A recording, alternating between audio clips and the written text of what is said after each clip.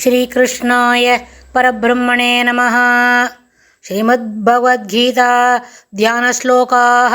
नमोऽस्तु ते व्यासविशालबुद्धे पुल्लारविन्दायत पत्रनेत्र येन त्वया भारततैलपूर्णः प्रज्वालितो ज्ञानमयः प्रदीपः प्रपन्नपारिजाताय स्तोत्रवेत्रैकपाणये ज्ञानमुद्राय कृष्णाय गीतामृतदुहे नमः।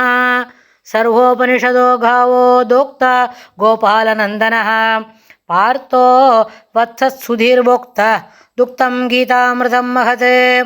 वसुदेवसुतं देवं कंसचाणूरमर्दनं देवकी परमानन्दं कृष्णं वन्दे जगद्गुरुम्. மூன்றாவது அத்தியாயத்தில் 15வது ஸ்லோகம். கர்ம பிரம்மோத்பவம் வித்தி பிரம்மாக்ஷர சமுத்பவம் தஸ்மாத் சர்வகதம் பிரம்ம நித்யம் யஜ்ஞே பிரதிஷ்டிதம். கர்ம பிரம்மோத்பவம் வித்தி பிரம்மாக்ஷர சமுத்பவம் தஸ்மாத் சர்வகதம் பிரம்ம நித்யம் யஜ்ஞே பிரதிஷ்டிதம். இந்த ஸ்லோகத்தில் பெருமாள் என்ன சொல்கிறான்னு கேட்டால், கர்மம் பிரம்மோத்பவம் வித்தி அப்படின்னு சொல்கிறார். அதாவது இந்த கர்மா எங்கேருந்து வந்தது அப்படின்னு கேட்டால், வேதத்தினின்று உண்டானதாக அறிந்து கொள்ள வேண்டும். பிரம்மோத்பவம், பிரம்மம் என்றால் வேதம், பிரம்ம யஜ்ஞம் அப்படின்னு சொன்னோம் இல்லையா, அதுபோல் அந்த இடத்துலேருந்து பிரம்ம யஜ்ஞம் என்பது என்ன? வேதம் ஓதுதல், வேதம் ஓதுவித்தல், அதாவது கற்றுக் கொடுத்தது தான் கற்றுக்கிறது.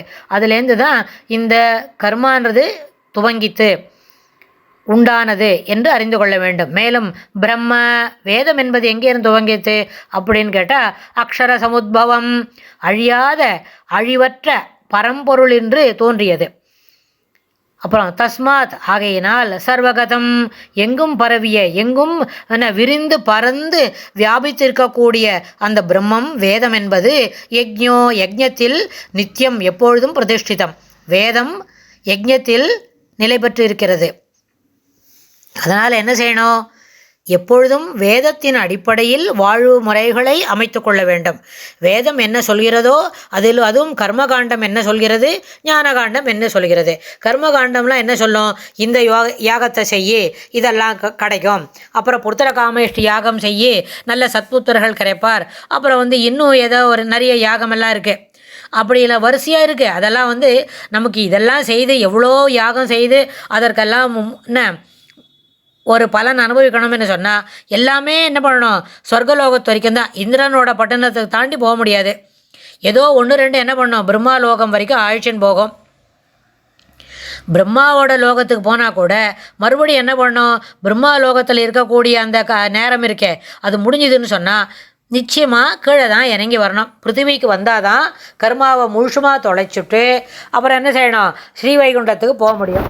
பிரம்மலோகத்தில் இருக்கக்கூடிய நாள் கிழமை அது ரொம்ப அதிகம். அதாவது இப்போது நம்மளுக்கு ஏற்கனவே இதை பற்றி நம்ம ஒரு தடவை பேசியிருக்கோம். 365 நாள் நமக்கு பூமியில் இருக்கிறவாளுக்கு ஒரு வருஷம் என்ன சொன்னால், அந்த 365 நாள் தேவர்களுக்கு ஒரே ஒரு நாள் தான். அதுக்கு தகுந்த மாதிரி அந்த ரேஷியோவில் பிரம்மாவோட ஒரு நாள் வித்தியாசப்படும். பிரம்மலோகத்தில் நம்மளுக்கு ஒரு நாள் இருக்கணும்னு சொன்னால் நம்ம என்ன செய்யணும்? அதுக்கு தகுந்த மாதிரி இங்கே என்ன அக்னிஷ்டோம யாகம் அதெல்லாம் பண்ணியிருக்கணும். சரி, அவ்வளோ தூரம் இல்லாட்டா கூட இந்திரலோகத்தில் இருக்கணும் அப்படின்னு சொன்னால், இந்திரலோகத்தில் ஒரு வருஷம் இருக்கணும்னு சொன்னால் தட் இஸ் ஈக்குவலன் டு 365 வருஷம் பூமியில். அப்போ 365 வருஷத்துக்கு ஒரு தடவை தான் இந்த ஆத்மாவுக்கு நம்மளுக்கு பிறப்பு கிடைக்கும்னு சொன்னால் அது சாத்தியமே இல்லை. அதனால் சொர்க்கலோகத்துக்கு இந்திரனோட பட்டணத்துக்கு போனால் கூட ஒரு வருஷம் கூட நம்ம முழுசாக அங்கே இருக்க முடியாது. 3 மாதம் 2 மாதம் ஒரே ஒரு 15 நாள் அப்படின்னு இல்லாட்டாக்க ஒரு பக்ஷ காலம் அப்படி தான் அங்கே இருக்க முடியுமா இருக்கும். ஏன்னா நம்ம இங்கே பண்ணுற யாகத்தோட பலன், அதனோட மதிப்பு இத்தனை நாளைக்கு தான் நம்மளை கூட்டின்னு போகும். அத்தனை நாள் கூட்டின்னு போனால் இந்த நாள் கணக்கு தான் நம்மளுக்கு என்ன இருக்கும்? சொர்க்கலோகத்தில் இருக்கும்னு சொன்னால், சொர்க்கலோகத்தில் ஒரு வருஷம் இருக்கணும்னாலே நம்ம பூமியோட கணக்கு பிரகாரம் 365 நாள் இருக்கணும்.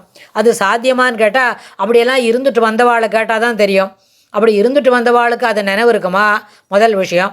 அப்படி இல்லை, அவளை சொன்னால் கூட அது நம்மளால் என்ன கிரகிச்சிக்க முடியுமா? அதுவும் தெரியல.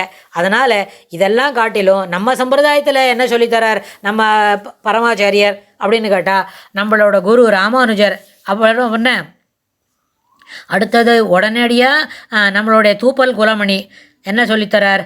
கண்டிப்பாக சரணாகதி பண்ணு.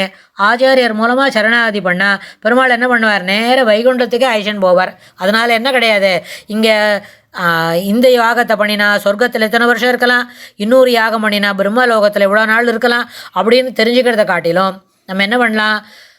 அக்ஷர சமுத்பவம், அதாவது அழிவற்ற பரம்பொருளிலிருந்து தோன்றிய அந்த வேதம் என்ன பண்ணுறது? எங்கும் பரவி இருக்கிறது.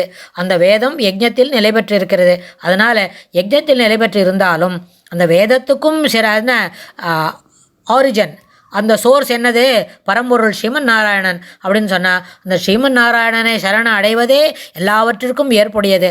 அவனுடைய திருவடி வாரத்திலேயே நாம் செய்யக்கூடிய எல்லா கர்மங்களுக்கும் அவனே சாட்சிபூதன். நாம் செய்யக்கூடிய எல்லா கர்மங்களுக்கும் பலன் அளிப்பவன் அவனே. அது எத்தகைய பலனாக இருந்தாலும் அதை மீண்டும் ஸ்ரீமன் நாராயணனுடைய திருவடிகளிலேயே சமர்ப்பிக்க வேண்டும் அப்படின்ற அந்த உட்கருத்தை நம்ம மனசில் வாங்கிக்கணும். அடுத்த ஸ்லோகத்தில் பெருமாள் என்ன சொல்லி கொடுக்குறார் அப்படின்னு நம்ம பார்க்கலாம். ஸ்ரீ கிருஷ்ணாய துப்யம் நமஹ.